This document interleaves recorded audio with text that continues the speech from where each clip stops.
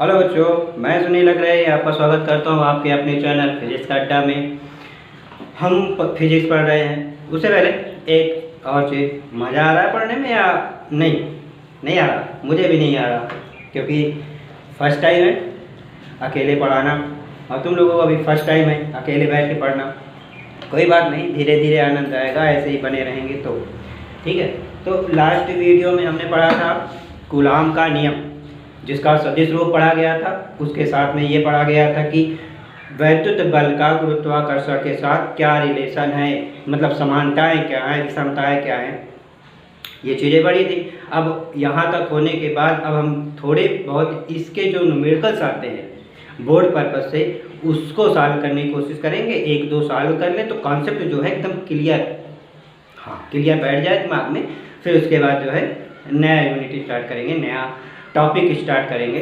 तो ये जान लीजिए कि आज ये लास्ट है सिर्फ कूलाम के नियम का लास्ट टॉपिक है, तो इसके न्यूमेरिकल आज पढ़ेंगे। इसलिए थोड़ा माइंड को फ्रेश कर लीजिए, एकदम तरोताज़ा बिंदास वाला। आसपास जो डिस्टर्बेंस है उसको ऑफ कर दो, कंसंट्रेट हो जाओ सिर्फ यहाँ पे। तो कुछ हम एक सवाल लगाए थे पिछले टॉपिक में जब मैंने कूलाम का नियम पढ़ाया था, है ना। अभी एक दो और सवाल कर ले, फिर थोड़ा सा नॉर्मल हो जाए या ऐसा कहीं कॉन्सेप्ट क्लियर हो जाए मज़ेदार। तो चैप्टर वही है, पहला ही चैप्टर अभी भी चल रहा है, वैद्युत क्षेत्र एवं विभव। हाँ, इसमें हम पढ़ेंगे आज कूलाम के नियम से रिलेटेड जो प्रॉब्लम्स होती हैं, सवाल पूछे जाते हैं उनको। ठीक है, स्टार्ट करें। पहला क्वेश्चन है, दिए गए चित्र में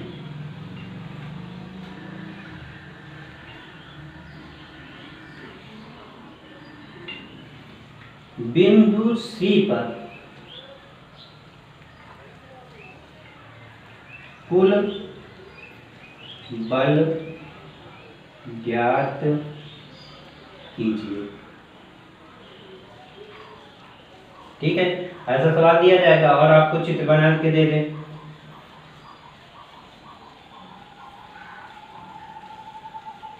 ए बी सी, ठीक है।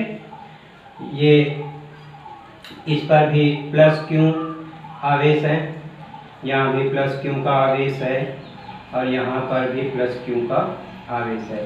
ये सब इनके बीच की दूरी, यानी समबाहु त्रिभुज एक आपको दे दिया जाएगा। उसके बाद ये कहा जाएगा कि अगर इस टाइप से आवेश आपको मिल रहे हैं तो ये बताइए कि बिंदु सी पर कितना बल कार्य किया होगा, कितना आकर्षण बल या प्रतिकर्षण बल, कुछ भी जो भी होगा वो ज्ञात करिए। ठीक है, स्टार्ट करें, सॉल्व करना। देखिए, अब हम इस फिगर को ध्यान से देखें। इसमें सजातीय आवेश दिए गए हैं, है ना। ये भी प्लस का आवेश, ये प्लस आवेश, ये भी प्लस, धन आवेश सब है। दूसरी चीज, इसकी भुजा ए, यानी कि ये दोनों आवेशों के बीच की दूरी कितनी ए, इन दो आवेशों के बीच की दूरी इन दोनों के ए, यानी तीनों भुजाएं बराबर है। तो ये कैसा त्रिभुज हो गया? हाँ, समबाहु त्रिभुज हो गया। तो इनके प्रत्येक के बीच का कितने अंश का कोण बनेगा? 60 अंश का। कैसा सर जी? अरे सर जी, ये 60 अंश कहाँ से आ गया? अभी तक तो नियम जितने पढ़े गए कहीं पे जो है कोण की कोई चर्चा ही नहीं हुई, यहाँ कैसे हो गई? अभी थोड़ा यूज होगा। तो अभी इतना सिर्फ देखिए कैसे हो रहा है। सब कुछ बताएंगे स्टेप बाय स्टेप, टेंशन मत लीजिए।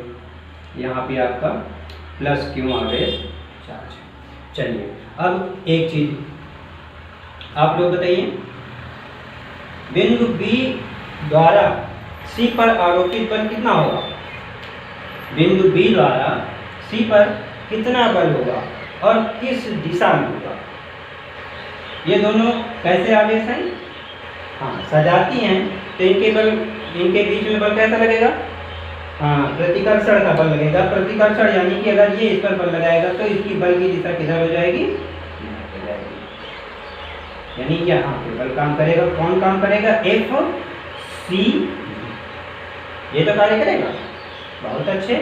अब बिंदु ए द्वारा सी पर कितना बल कार्य करेगा, बिंदु ए से सी पर कितना बल कार्य करेगा, हाँ ये भी प्रतिकर्षण का ही बल कार्य करेगा और ये इस दिशा में काम करेगा जो कि है एफ सी। ठीक है, दो बल कार्य कर रहे हैं, हाँ भाई दो कार्य कर रहे हैं, इसका नेट बल निकालना है। अब इनके दोनों के बीच का कितने अंश का कोण बनेगा, ये भी 60 अंश का बनेगा। क्यों भाई, यहाँ से अगर देखा जाए तो एक सीधी रेखा ही है, एक सीधी रेखा ही है, शीर्ष अभिमुख कोण बन गया। शीर्ष अभिमुख कोण आपस में कैसे होते हैं, बराबर होते हैं। हाँ, तो अब दो बल हो गए, दोनों बल के वजह से एक तीसरा बल जो नेट बल होगा वो बताना है आपको। एक बल यो जा रहा है, एक बल यो जा रहा है, एक यो एक यो, तो इनका प्रभावी बल कहाँ से आएगा, इनके बीच में कहीं से आएगा, इनको बीच में खींचता हुआ आगे ले जाएगा, यो यो, बीच से निकल के इसको खींच रहा होगा अपनी तरफ, यहाँ से यहाँ से। ठीक है, मान लिया हम यहाँ से इसका टोटल बल आएगा एफ नेट, हम मान लेते हैं।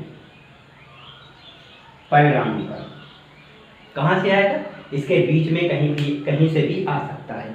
कितना आएगा, कैसे आएगा, इसको बाद में देखते हैं। आइए स्टार्ट करते हैं सॉल्यूशन करना। यहाँ तक समझ में आया ना, कोई दिक्कत तो नहीं भाई। इस वाले बल इस वाले आवेश की वजह से इस पर ये वाला बल कार्य करेगा, उस दिशा में सीधा जा रहा है। इस आवेश के कारण इस आवेश पर ये वाला बल कार्य करेगा जो नीचे की तरफ जा रहा है, 60 अंश के कोण बनाते हुए, यो गया और यो गया। फिर इसके बीच में से परिणामी इसको खींचता हुआ आगे की तरफ लेके जाएगा। ऐसा थोड़ा है कि परिणामी आएगा तो ये इसको खींच कर बाहर, नहीं, ये खींच कर नीचे की तरफ लेके जाए। क्लियर है यहाँ तक। चलिए, बिंदु सी पर बिंदु बी के कारण कितना नेट बल कार्य करेगा, हम ये पहले ज्ञात कर लें। तो बिंदु सी पर आवेश ऐसा लिखें,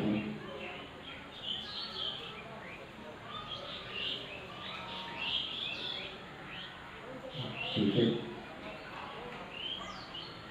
बिंदु सी पर बिंदु बी के आवेश के कारण बल कितना, एफ सी बी, कितना काम कर रहा है ये, बस वही कूलाम के नियम में चले जाओ, के क्यू 1 क्यू 2, क्यू 1 क्यू 2, क्यों ये भी है, क्यों ये भी है, तो क्यों क्यों क्यू स्क्वायर, कोई दिक्कत, बट्टे आर यानी कि ए स्क्वायर, समीकरण 1, कोई दिक्कत नहीं। अब चलिए फिर से हम देख लेते हैं। बिंदु सी पर बिंदु ए के कारण ए के आवेश के कारण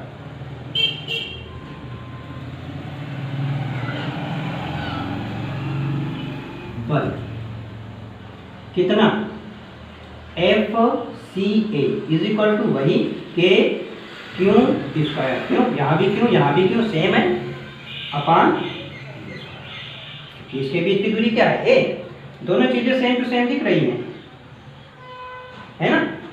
तो इसको अप्रॉक्स मान लेते हैं कि F C A is equal to F C B is equal to F.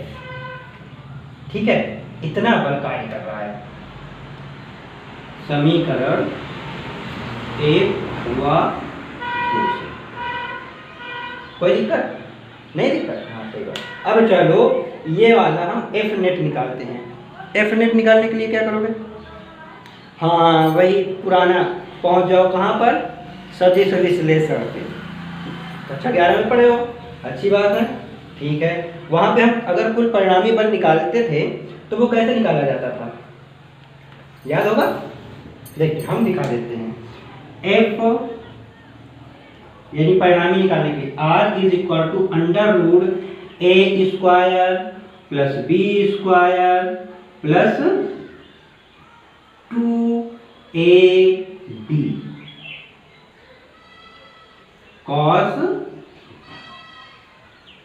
याद है, हाँ बस यही वाला फार्मूला यहाँ भी अप्लाई हम कर दे टोटल एफ नेट के लिए। भाई यहाँ पे पहला बल जो कार्य कर रहा है ये वाला, इसको भी हमने एफ मान लिया, इसको भी हमने क्या मान लिया, एफ माना, ऐसा कर लो, मान लिया, कोई दिक्कत नहीं। आगे बढ़े तो क्या हो जाएगा, अंडर रूट एफ स्क्वायर कितना हो जाएगा 2f स्क्वायर और plus 2f square 2f square और ये क्या हो जाएगा cos 60 हो जाएगा। ठीक है, अब आगे बढ़े तो क्या हो जाएगा, cos 60 का मान होता कितना है 2f square plus 2f square, cos 60 का मान 1/2, 2 से 2 कट गया, 2f स्क्वायर कितना अंडर रूट 2f स्क्वायर और f स्क्वायर 3f स्क्वायर, यानी आ कितना जाएगा अंडर रूट 3f आ जाएगा। यानी टोटल नेट f कितना हमारा काम करेगा, परिणामी बल कितना निकलेगा अंडर रूट 3, f की वैल्यू कितनी आई थी ये k Q square upon a square लग गया। अब एक चीज और, ये जो परिणामी है ये परिणामी कितने कोण पे निकलेगा, अब बता सकते हो, सिंपल, यहाँ से भी उतना ही बल यहाँ से भी उतना ही बल, तो दोनों परिणामी जो इसका निकलेगा 20 से निकलेगा। भाई इधर वाला खींचने वाले का भी सेम बल, इधर नीचे को खींचने वाला भी सेम बल, तो जो इसका परिणामी होगा एकदम बीचों बीच से निकल के जाएगा मिडिल से, यानी यहाँ से 30 अंश का कोण बनाते हुए है ना। अगर पूछ लेगा कितने अंश के कोण से होता हुआ जाएगा तो बता देना 30 अंश, अदरवाइज छोड़ो हटाओ काम अपना। समझ में आया, कोई दिक्कत कहीं भी। अगर इस टाइप से बोर्ड में सवाल पूछ लिए जाते हैं तो आपको तुरंत जो है ये याद रखना है, ठीक है, बहुत अच्छे, नोट डाउन कर लीजिए, नोट कर लीजिए, हो गया, हो गया, हो गया। अब इसके आगे दूसरा क्वेश्चन हम उठाते हैं।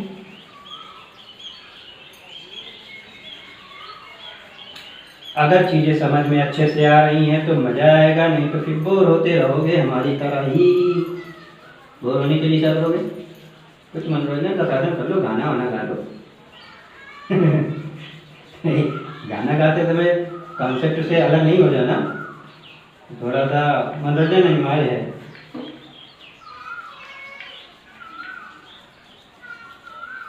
ठीक है, बढ़िया। अब चलिए नेक्स्ट क्वेश्चन हम लेते हैं, क्वेश्चन नंबर 2। इसमें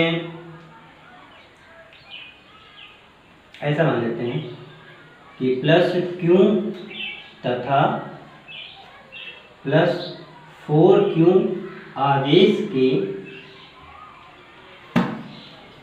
आवेश को मिलाने वाली रेखा पर क्यों आवेश कहाँ पर रखा जाए कि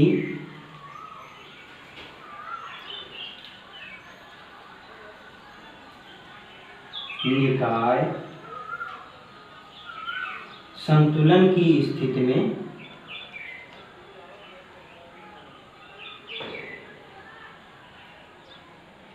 आ जाए। ठीक है, यानी कहने का मतलब इस क्वेश्चन से ये समझ में आ रहा है कि एक आवेश हमारे पास क्यू है और एक है 4q, दोनों प्लस के आवेश हैं और ये एक दूसरे के साथ ऐसे इंटरफेयर कर रहे हैं। मान लो यहाँ पे हमने लिया प्लस क्यू आवेश और यहाँ पे ले लिया प्लस का 4q आवेश। ठीक है,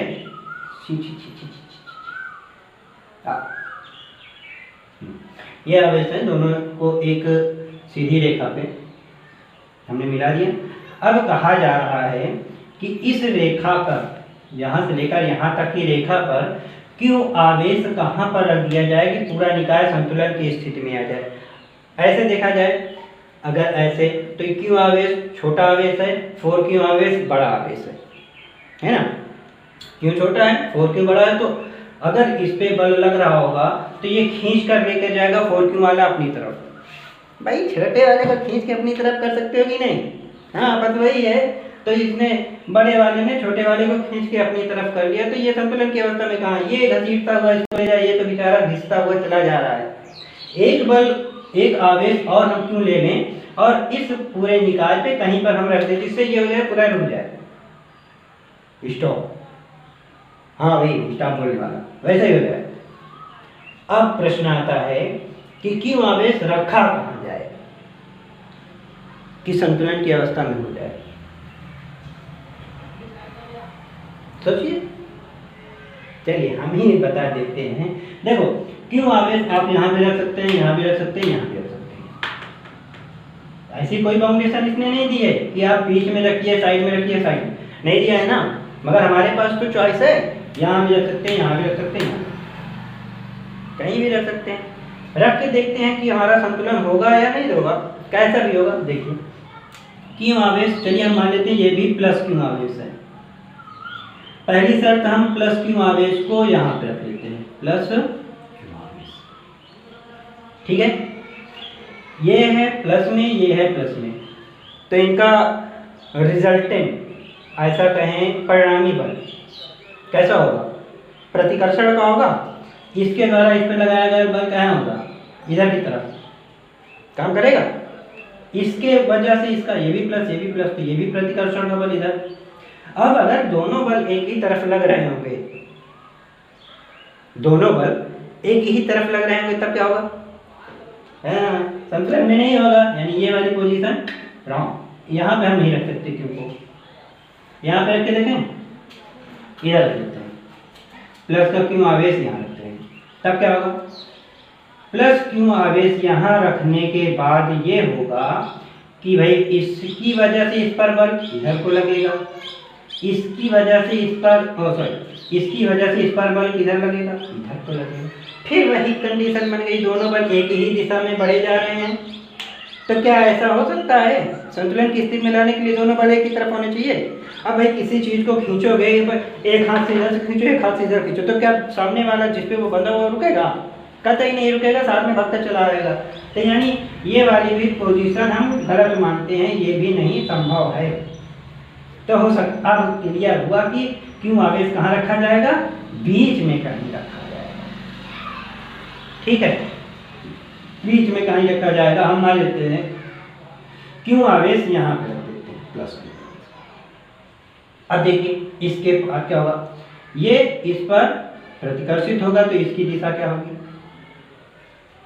ये भी प्रतिकर्षित होगी, तो इसकी दिशा क्या होगी, मिल गया। अब देखिए भाई, यहाँ से बल एक इसको इधर खींच रहा है, एक इसको इधर खींच रहा है।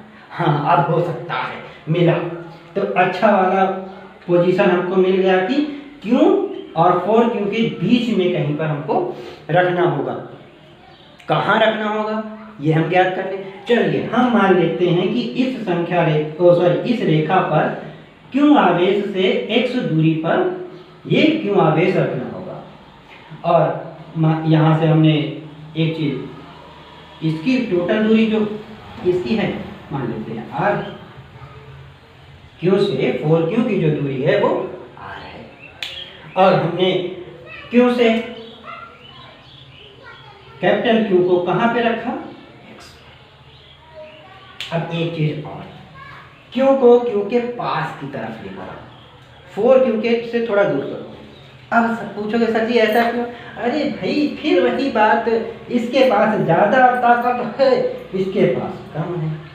अगर इसको ही दे देंगे तो ये तो खींच ही ले जाएगा, तब संतुलन में कहाँ आ जाएगा। ये वाला कहेगा भाई मेरे पास आ जाओ, हमारी ताकत भी थोड़ी दुगनी हो जाएगी, फिर आराम से लड़ लेंगे, संतुलन की स्थिति लड़, है ना। हाँ ठीक है, बस वही का। तो प्लस क्यू के कारण इस पर कितना बल लगेगा, तो ये दो पोजीशन पहले रॉन्ग है, तो इनको हटा दें, ये पोजीशन नहीं। अब एक क्वेश्चन यहाँ पे और हो सकता है, सर आप तो प्लस ही आवेश लिए, अगर माइनस आवेश लिया जाता तब क्या होता? अरे कुछ नहीं, तब भी वही होगा ना। देखिए अच्छा चलिए यहीं पे दिखा देते हैं, माइनस होता, माइनस होता तो प्लस माइनस आकर्षण की प्रवृत्ति रखती तो इसकी दिशा किधर होती? इधर होती। और ये प्लस माइनस तो क्या होता? आकर्षण, ये भी इसकी तरफ आकर्षित हो, फिर वो दो विपरीत, है ना। ठीक है, कोई दिक्कत नहीं। अगर माइनस यहाँ लेके आए, क्यों कहा माइनस यहाँ, तो माइनस प्लस आकर्षण, माइनस प्लस आकर्षण, दोनों की दिशा एक ही तरफ, संतुलन नहीं। यहाँ माइनस रखो, प्लस माइनस आकर्षण इधर को, प्लस माइनस आकर्षण इधर को, फिर नहीं होगा। तो संतुलन की स्थिति यहीं पे बनेगी। अगर दो सजातीय आवेशों के बीच में कोई आवेश रखना है तो वो सदैव आवेशों के बीच में ही रखा जाएगा, जिससे कि संतुलन की स्थिति बन जाए। आगे बढ़े, यहाँ तक समझ में आया? बहुत अच्छे। तो चलिए, प्लस क्यों आवेश के कारण, सॉरी ऐसा ना करें,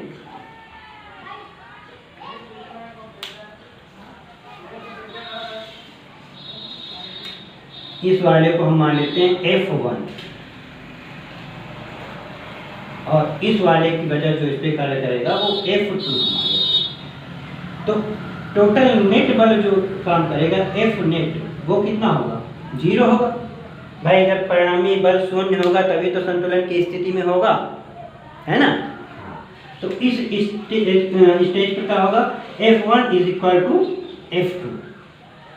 ठीक है, कोई दिक्कत नहीं। कूलाम का नियम लगा लो, क्यों क्यों तो K Q Q upon x square is equal to K Q four क्यों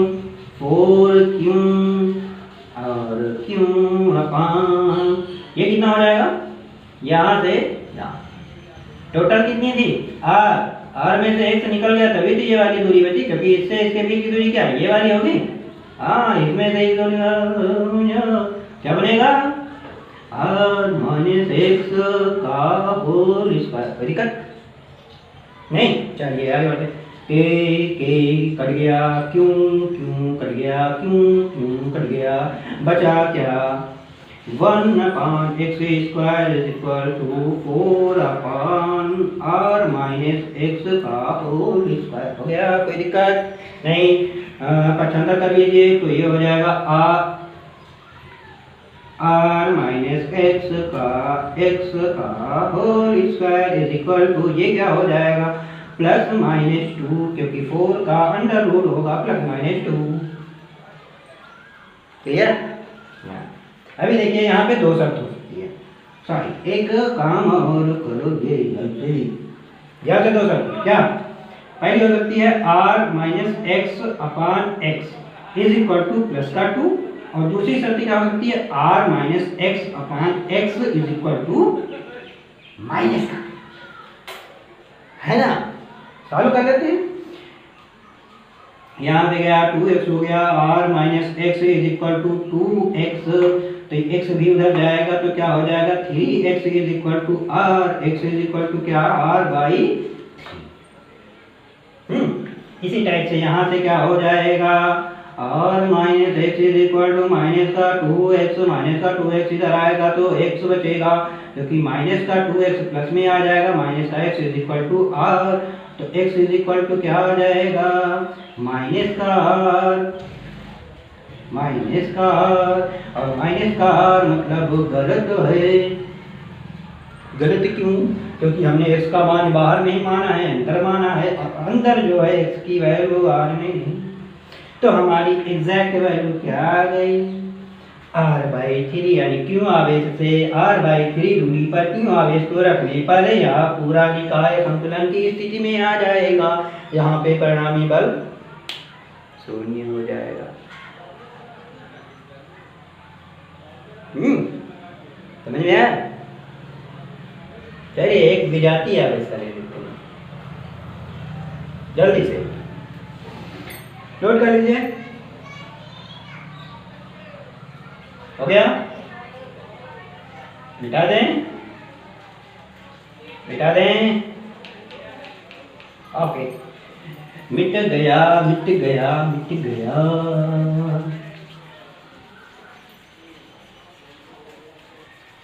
आज पढ़ने में मजा आ रहा है कि नहीं ये भी बताइएगा, ताकि नेक्स्ट वीडियो में भी इसी तरह से पढ़ा सकूं। एक चीज और,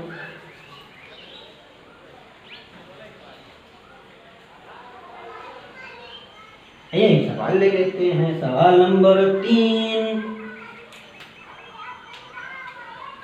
प्लस क्यों और माइनस का 9 क्यों आवेश को मिलाने वाली रेखा पर क्यों आवेश कहाँ पर रखा जाए कि निकाय संतुलन की स्थिति में आ जाए। इस बार चलिए माइनस का क्यों ले लेते हैं आप लोगों की सांत्वना के लिए, ठीक है। तो फिर वही कार्यक्रम, प्लस क्यों आवेश और माइनस का 9 क्यों आवेश एक दूसरे के साथ एक सरल रेखा पर वक्र कर सरल रेखा पे रखे गए। इनके बीच में हमको निकालना है कि क्यों को कहाँ पर रख दिया जाए। इस पूरी रेखा पर यहाँ यहाँ कहाँ रख दिया जाए कि ये संतुलन की अवस्था में आ जाए। अब हमारे पास फिर वही समस्या कि क्यों को एक्चुअल में रखना कहाँ है ना। चलिए स्टार्ट करते हैं। इस बार चलो पीछे से चलो, पिछली बार आ गए थे अपने पीछे से। यहाँ पे मान लो हम क्यों आवेश माइनस कर देते हैं। माइनस माइनस सजातीय प्रतिकर्षित, यानी F1 जो F2 जो निकलेगा वो इधर तो बन जाएगा, प्लस माइनस आकर्षित यहाँ हो सकता है F1। चलिए यहाँ रख लेते हैं माइनस का क्यों। प्लस माइनस की वजह से क्या होगा, आकर्षण, यानी F1 यहाँ पे वर्क करेगा। माइनस माइनस क्या काम करेगा, प्रतिकर्षण, यानी यहाँ पे काम करेगा। तो बीच वाली पोजीशन इस बार रॉन्ग हो जाएगी। और ठीक आगे फिर देखते हैं, अगर क्यों माइनस का यहाँ रख दिया जाएगा तब क्या होगा, माइनस प्लस आकर्षण यानी F1, ये माइनस माइनस क्या प्रतिकर्षण, ये F2, यानी ये वाली पोजीशन भी ओके ये वाली भी ओके। मगर मैं कहूँगा ये वाली पोजीशन गलत हो जाएगी। अब पूछोगे कैसे, तो भाई इसके लिए देखिए फिर वही पुरानी बात, माइनस चिन्ह छोड़ो, 9 क्यों, 9 गुना है क्यों और क्यों, तो ये छोटा सा दुबक जाएगा, ये बड़ा सा, तो बल इसका ज़्यादा लगेगा। तो इसके बाद में इसको रखोगे तो इसका तो बल वैसे ही ज़्यादा रहेगा, ये तो खींच ही ले जाएगा, ये फिर से वैसे घिसता हुआ चला जाएगा। तो रुकेगा कहाँ, तो क्या होगा कि इसको ना मानो, ये वाली पोजीशन बहुत अच्छी, क्यों क्यों दो छोटे छोटे मिलकर ताकत हो गई। अब इसके भाई मुझसे नहीं पड़ता अभी, ठीक है कोई दिक्कत, हाँ ये वाली कैलकुलेशन जो है परफेक्ट रहेगी, एकदम परफेक्ट। तो इसी के साथ अगर प्लस का ले लोगे तब भी यही समस्या होगी कि अगर दो विजातीय बल को एक साथ लिया जाएगा, दो विजातीय आवेश के बीच में कोई तीसरा आवेश रखना है तो सदैव क्या होगा, छोटे आवेश के साइड में उसको रख दो, बीच में मत रखिएगा, बीच में रखने का कोई लाभ नहीं होगा। छोटे वाले के पास में रखोगे तभी संतुलन की स्थिति मिलेगी, ठीक है कोई दिक्कत नहीं। चलिए अच्छी बात, फिर वही पुरानी theory, F net is equal to कितना होना चाहिए, 0 संतुलन की स्थिति के लिए। तो क्या हो जाएगा, F1 is equal to F2, minus चिन्ह नहीं लेंगे, सॉल्व करते समय माइनस चिन्ह नहीं लेंगे। क्या हो जाएगा, K क्यों क्यों अपान, यहाँ से मान लेते हैं x दूरी पर रखा हुआ और इनके बीच की दूरी कितनी है, r है, ठीक है। तो ये क्या हो जाएगा, इनके बीच की दूरी कितनी, x square is equal to, इधर क्या हो जाएगा k क्यों 9 क्यों 9 क्यों अपान, यहाँ से दूरी कितनी हो जाएगी टोटल, अब r यहाँ तक है, यहाँ से यहाँ की दूरी r प्लस x,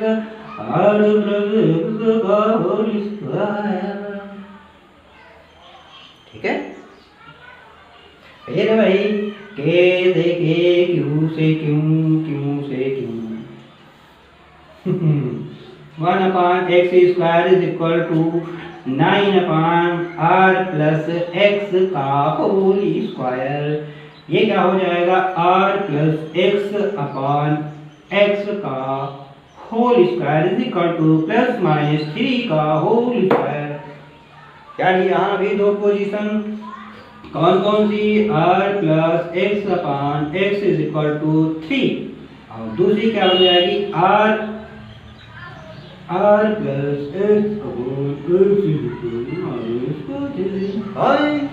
ठीक है, सॉल्व कर देते हैं। तो ये क्या हो जाएगा, r plus X is equal to 3x और फिर क्या हो जाएगा r is equal to 2x, यानी x इज इक्वल टू क्या आ जाएगा r/2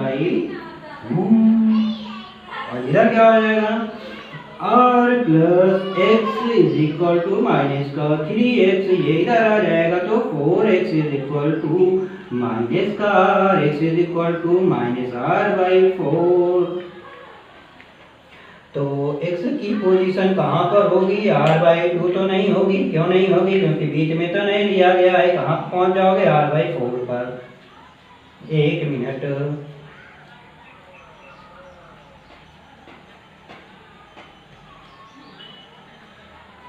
ये वाली पोजीशन सही है, ये वाली अमान्य घोषित कर दी जाएगी क्योंकि दूरी ऋणात्मक नहीं होती। तो r/2 पोजीशन की सुपर पोजीशन जहाँ पर हमको संतुलन की स्थिति प्राप्त हो जाएगी।